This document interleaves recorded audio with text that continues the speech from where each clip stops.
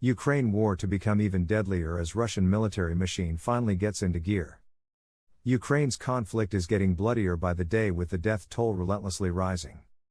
But all the indications are that the war is going to get much more lethal in the days to come as Russia attempts to reverse its military fortune with the use of overwhelming firepower.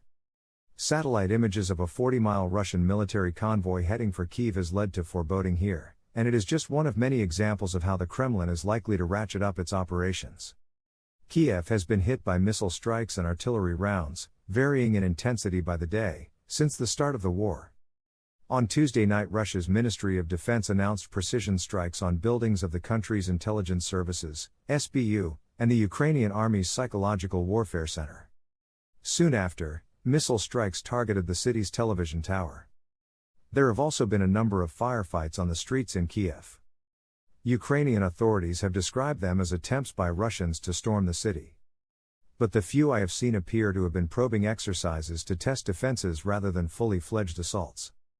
Russian invasion of Ukraine about to enter much uglier phase, says former NATO representative. With Vladimir Putin's invasion of Ukraine intensifying, Sir Adam Thompson warned there was now very little time left for Russia and Ukraine to negotiate out of war. He said, "I think it's an extremely dangerous moment.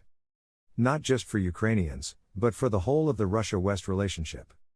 It's clear from images of that 40-mile-long convoy and the increasing evidence of Russian attacks on civilian targets, that the Russian invasion is about to enter a really, much uglier phase. If that happens, Ukrainian and Western resolve will deepen ever more to ensure that President Putin suffers a strategic failure in Ukraine, and it will just get that much harder to negotiate any way out of this. So, there is very little amount of time left, I think, now for the sides to come to some sort of pause or an unconditional ceasefire that would allow some space for negotiation.